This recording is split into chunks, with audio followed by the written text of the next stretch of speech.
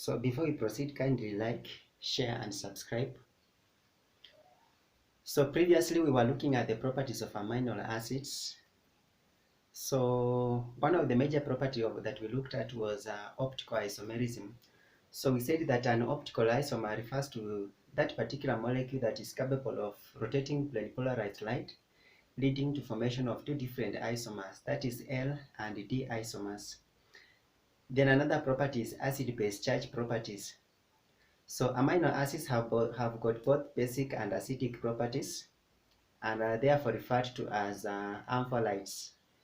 So we also said that we can alter the pH of a given amino acid by changing the pH of the surrounding. And we also looked at the pH scale. So kindly go through my notes for better understanding. Then another property that we looked at was buffering actions. So what are buffers? This refers to salts of weak acids and bases. So these ones normally resist changes in pH when an acid or a base is added to them. Then another property of amino acid we looked at was absorption of UV light. So we said that amino acids do not absorb visible light. However, some amino acids such as tryptophan are capable of absorbing ultraviolet light, and this property can aid in estimating the quantitative aspect of proteins. So in this lecture, I would like us to look at the peptides. So what are peptides? If somebody mentioned a peptide and another person talks about proteins, this is the same thing. So peptides refers to proteins. So peptides are made up of they are made up of two or more amino acids which are linked together by peptide bonds. So during the formation of a peptide bond, there is normally the loss of water molecules, and this process is normally known as condensation reaction. Then in naming a protein, we normally begin from N terminal end to the carboxyl terminal end. So we looked at the basic characteristics of or classification of amino acids. So when I talk about the beginning from the N terminal end to the carboxyl terminal end, I think this is something that you can easily understand. So we want to illustrate the formation of a peptide bond using the structures. So let's begin from here. So we want to illustrate the formation of a peptide bond using structures.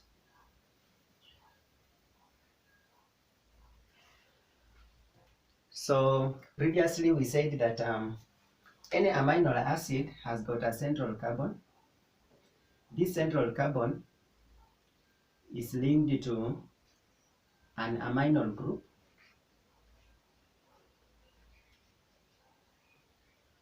It is also linked to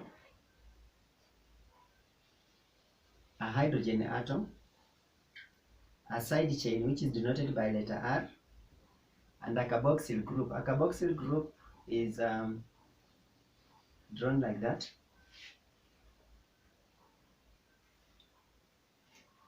So let us call this one our first amino acid, and this is our functional group R1.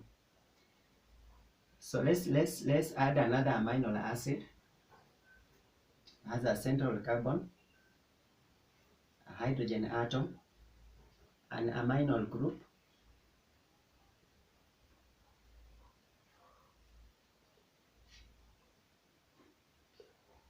a carboxyl group.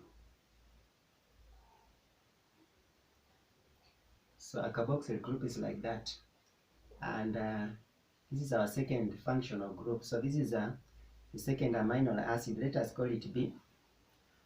So we want to illustrate the formation of a peptide bond. So we've said that during the formation of a peptide bond, the hydroxyl group of one amino acid combines with the amino group from the second amino acid, leading to formation of a water molecule and a peptide bond. So this is what happens. The OH group interacts with the adjacent hydrogen atom building water molecule, and this results into formation of a peptide bond. So this is what happens. So we are going to lose the water molecule from the system through the process called condensation, and we are going to form a dipeptide. So our dipeptide will be like that. It has our amino group here. It also has a hydrogen atom here, our functional group 1. Our carboxyl group has lost the OH in this case and is now bonded to, let me illustrate our peptide bond like that, and it is now bonded to the amino group of the secondary amino acid. So let me draw the central carbon, hydrogen atom, our R2, and this is our carboxyl group, like that. So that is essentially what happens. So this is our AB. So in this case, our AB is what we call a dipeptide. So a dipeptide refers to a protein that is made up of two amino acids, two different amino acids. They can be different or similar, but it must have two amino acids. So that is how we illustrate the formation of a peptide bond. So I have explained that a dipeptide refers to that amino acid, that protein that is made up of two amino acid residues and one peptide bond. As we illustrated here, this is our peptide bond. Peptide bond.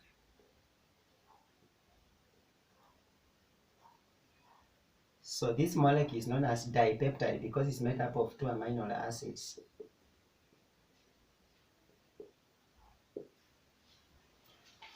So once again, a dipeptide is made up of two amino acid residues and one peptide bond, as shown here. And an example is carnosine and anserine. So let's look at tripeptides. So tripeptides refers to that protein molecule or protein molecules that are made up of three amino acids and two peptide bonds. So to calculate the number of peptide bonds, you just calculate the number of, you just take the number of amino acid residues, then subtract 1. So a tripeptide consists of three amino acids and two peptide bonds. So an example is glutathione. So the structure of glutathione consists of glutamate, cysteine, glycine. In glutathione, the gamma carboxyl group of glutamate is involved in the peptide linkage with cysteine, hence the name gamma glutamyl cysteinyl glycine. So let us draw the structure of glutathione. So we begin by drawing the structure of glutamate, removing the hydroxyl group from glutamate and the hydrogen atom from cysteine to form our peptide bond. Then we link the three so that we form glutamyl, gamma glutamyl cysteinyl glycine. So from the basic chemistry of amino acids, we were doing this. We were drawing the central carbon, the amino group, a carboxyl group. So carboxyl group is like that.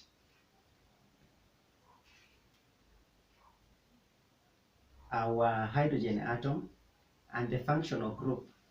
So for glutamate, if you look at it carefully, you will find something like this: CH2, CH2. Then this is the terminal carbon that I want us to put focus on. So we say that it is the gamma carboxyl group.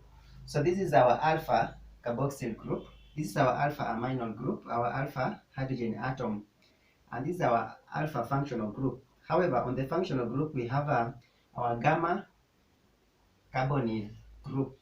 So our gamma carbonyl group is the one that is involved in bonding. So this is somehow a unique structure. So this gamma carbonyl group loses an OH That means there is a formation of water molecule, and it is bonded to our amino group of cysteine. So you remember cysteine, that is the amino group. So cysteine, we have our central carbon, our carboxyl group again. I won't draw the whole carboxyl group because of the loss of OH. Then that's a central carbon amino group, carboxyl group. Then a hydrogen atom. Then side chain. Side chain of cysteine consists of CH2 and the thiol group, that is SH group. So that is cysteine. Then this carboxyl group lacks OH that is bonded to cysteine. So we are going to illustrate the bond using a green color. So it is bonded to glycine, but it must be bonded to the amino group of glycine. So we draw the central carbon of glycine. Then the side chain consists of a hydrogen atom. Not the side chain, but what surrounds a central carbon of any amino acid is amino group, a hydrogen atom, a carboxyl group, and a functional group. So let's draw it like that.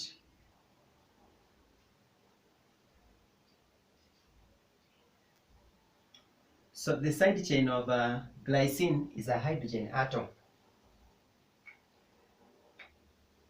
So this is an example of a tripeptide. So we said that a tripeptide consists of 3 amino acids and 2 bonds. That is 2 peptide bonds. So let's look at the importance of glutathione. So glutathione aids in, it acts as a reducing agent in cells. So on oxidation, it assumes the dimeric form, which is responsible for the maintenance of thiol groups of proteins. So examples of proteins with thiol groups, I think you can see glycine has got thiol groups. So a protein that is responsible for the maintenance of the thiol group in proteins is glutathione. Then it also participates in the removal of hydrogen peroxide in erythrocytes, that is in red blood cells. Then another importance is removal of toxins from the body. Then release of hormones. Then protects the body proteins from radiation effect. Then it's also involved in cellular resistance to anti-cancer agents. Then regulates telomerase activity of cell cycle. We shall be looking at the cell cycle in another lecture. So we have another thyrotropin releasing hormone. We have another tripeptide. Another example of tripeptide is thyrotropin releasing hormone. So it has 3 amino acid residues, that is proline, histidine, and glutamate. If you know how to draw these ones, you can draw the structure of thyrotropin: proline, histidine, and glutamate. So it is an unusual tripeptide with blocked N and C terminus. So it is secreted by hypothalamus, part of the brain. So let's look at the pentapeptides. Pentapeptides, from the word penta. Penta means 5. So pentapeptides consist of 5 amino acid residues and 4 peptide bonds. E.g., enkephalin consists of tyrosine, glycine, and glycine, phenylalanine, and methionine. So tyrosine, glycine, phenylalanine, and methionine. So enkephalin is found in brain and it binds to opiate or analgesic receptors. So other important peptides are angiotensin 2, which angiotensin 2, which is an octapeptide. That means it's made up of 10 amino acid residues. And it is found in lungs and other cells. This is a powerful vasoconstrictor. That means it assists in vasoconstricting of the blood vessels, that is in the lungs. So, and it raises blood pressure. Then we have bradykinin, which consists of 9 amino acids. 9 amino acid residues. So it's a powerful vasoconstrictor and vasodilator, and also an anti-inflammatory agent. Then we have oxytocin. We meet oxytocin on reproductive biochemistry. So oxytocin is an peptide that stimulates the uterus constriction. That means during reproduction. Then we have vasopressin. This is an peptide produced by pituitary gland. It has a disulfide bridge, also called antidiuretic hormone, that is ADH. Then what are these cyclic peptides? Cyclic peptides. They differ from normal peptides such that N-terminals and C-terminals are linked by peptide bonds, resulting in cyclization of the peptides, e.g. antibiotic cramicidine. Once again, we've been looking at the peptides. So peptides consist of 2 or more amino acids which are linked together by peptide bonds. So during the formation of a peptide bond, the carboxyl group of an amino acid donates an OH group, and the amino group donates a hydrogen atom, which leads to formation of water molecule by a process called condensation. Any protein or any amino acids consist of an N-terminal end and a carboxyl terminal end. So during the nomenclature of a protein, we begin from the N-terminal end to a carboxyl terminal end. So using structures, we've illustrated the formation of a peptide bond. And I've just said that during the formation of a peptide bond, we link the hydroxyl group of the terminal amino acid. We interact the hydroxyl group with the terminal amino acid with the hydrogen atom of the second amino acid, leading to formation of a water molecule. So a dipeptide consists of 2 amino acids with a peptide bond. A tripeptide bond similarly consists of 3 amino acids and 2 peptide bonds. Then we've looked at glutathione, which consists of glutamine, cysteine, and glycine. Then we mentioned the importance of glutathione, that is acting as a vasoconstrictor. That is, it acts as a reducing agent in cells. So we have said that during oxidation, it assumes the dimeric form, which aids in the maintenance of the thiol group of proteins. Then we say that it is also involved in removal of hydrogen peroxide from erythrocytes. Those are red blood cells. Then we have the removal of toxins from the body tissues. Then release of hormones. Then we have protect the body proteins from vasodilation effect. Then it's involved in cellular resistance to anti-cancer agents. Then we also say that it regulates the telomerase activity of a cell during the cell cycle. Then we've looked at thyrotropin releasing hormone and discussed it. Then we have also mentioned about the pentapeptides, which consist of 5 amino acid residues and 4 peptide bonds. Then we've looked at the importance of other important peptides, other important proteins, that is. So these are just a few importances of proteins. So we've mentioned some of them, like angiotensin 2 is a protein. Then bradykinin. Then we have mentioned about oxytocin. We have mentioned about antidiuretic hormone. So guys, I want to remind you again, kindly like, share, and subscribe to my channel. Thank you.